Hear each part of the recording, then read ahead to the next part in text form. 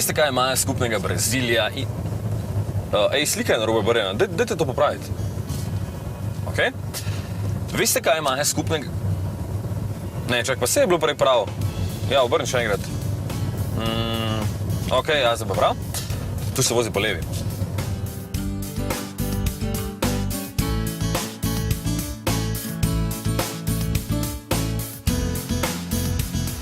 V času poletnih avantur se v ekipi vedno odločamo, kakšen avto vzeti. Če je pot zelo dolga in tisti med nami, ki že imajo naraščaj, vzamejo kar kombi. No, sam pa sem za pot na sever želel preizkusiti nekaj novega in Forda Urbani SUV je bil kot naročen. Prvič zato, ker sploh še ne vemo, če se bo pri nas prodajal, in drugič zato, ker so takšni avti zdaj totalno popularni. Prevzel sem ga v Londonu, zdaj pa sem že v škotskem Višavju, da poskušam najti Nessie v znamenitem jezeru, obiščem kakšen grad in pa jasno, destilarne. Komaj čakam, da še dobro, da ne piha.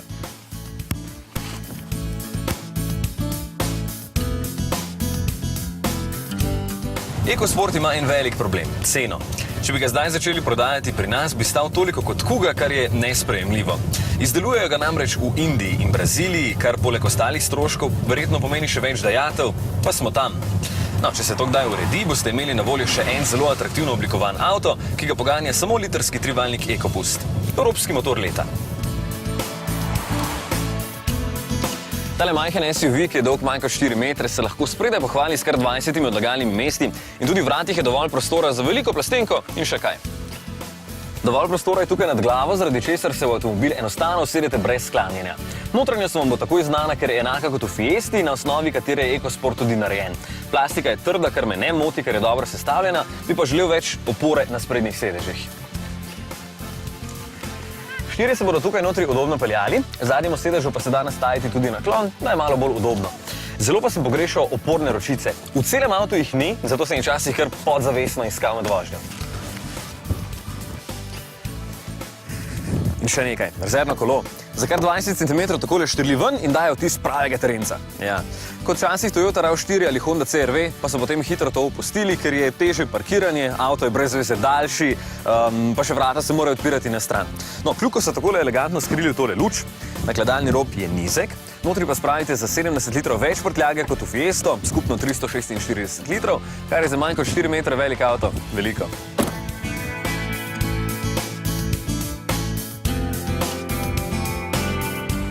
Ozke ceste so na Škotskem stalnica. Ne sicer vse, na lokalnih pa je velikokrat samo po en pas in se morate pač ustaviti, da gresta dva avta mimo. So pa dokaj dobro vzdrževane, predvsem pa peljejo po krasni pokrajini. Ko se pripeljete malo bolj na sever, so okoli vas številni hribi, jezera, res je lepo. Čakaj, tole pa moram iti pogledati. Wow.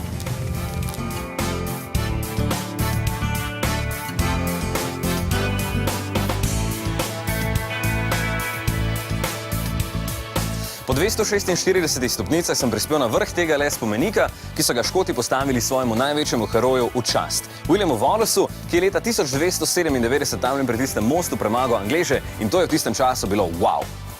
Kralj Edward I tega nikoli ni prebolel in zato ga je nekaj let kasneje ujel in razčetveril, ne v bistvu ga je razpeteril. William Wallace pa še vedno velja za največjega škotskega junaka in zato so mu tudi postavili tale spomenikec. Lej, moj EcoSport. In veste, kaj je najbolj smešno? No, ni smešno, zanimivo je. V času, ko tole gledate, je Škotska morda že samostojna država. Zdaj, ko pa sem jaz tukaj, v bistvu v zibelki golfa St. Andrewsu, pa je še pod Veliko Britanijo. In moram kar paziti, kaj govorim, ker bi radi Škoti po 300 letih bili spet sami. Rule Britannia!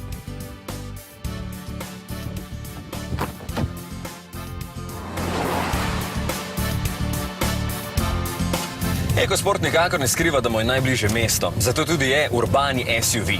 Pogon je samo na sprednji kolesi, čeprav bi zaradi 200 mm oddaljenosti od tal, mogoče kdo pričakoval, da je dober na terenu. No, samo na pločnikih bo, tako da se z njim držite ceste. Tukaj se odlično pelje, zame celo bolje kot Captur ali Moka. Tudi preglednost je dobra, dobrega položaja za volanom ne bo težko najti, je pa res, da je EcoSport dobrih 130 kg težji od Fieste, zato ima bolj trde vzmeti, kar se na ovinkih seveda čuti. Vožnja je vseeno prijetna, lahko pa bi bila zvočna zatisnitev še malo boljša, da bi bila tišja.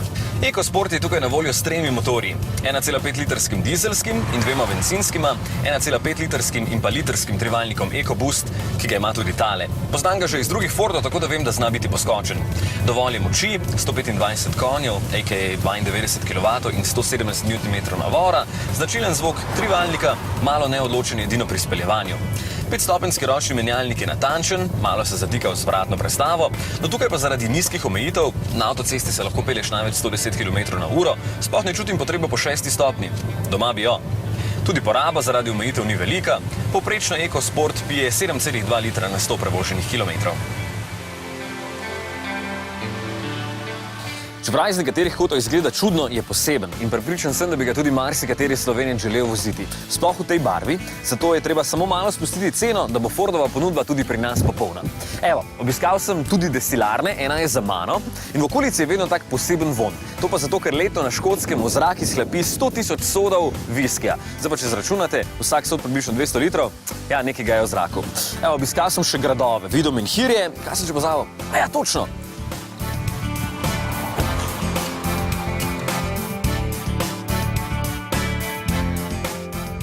Bi bilo kar škoda, da bi ga spustil. Jezero Loch Ness, verjetno največja prevara v zgodovini Škotske. In vidite, še danes se najde tisti, ki takole kampirajo tukaj ob jezeru in čakajo, da se iz vode pojavi to mitološko bitje, potomka dinozavrov Nessie in iz te vode dvigne Ej, daj tamle snemaj, no! Lej, ko je res, se ne morem podati, no, sneta snimaš levo! Levo, bolj dol, tam, leka, ne vidiš!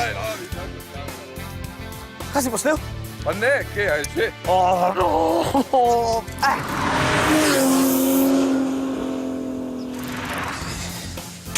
Na to pa je tisto, ko snemalec odpove. Ampak sem k sreči vse posnel in vam pokažem sliko. Kaj? Nič.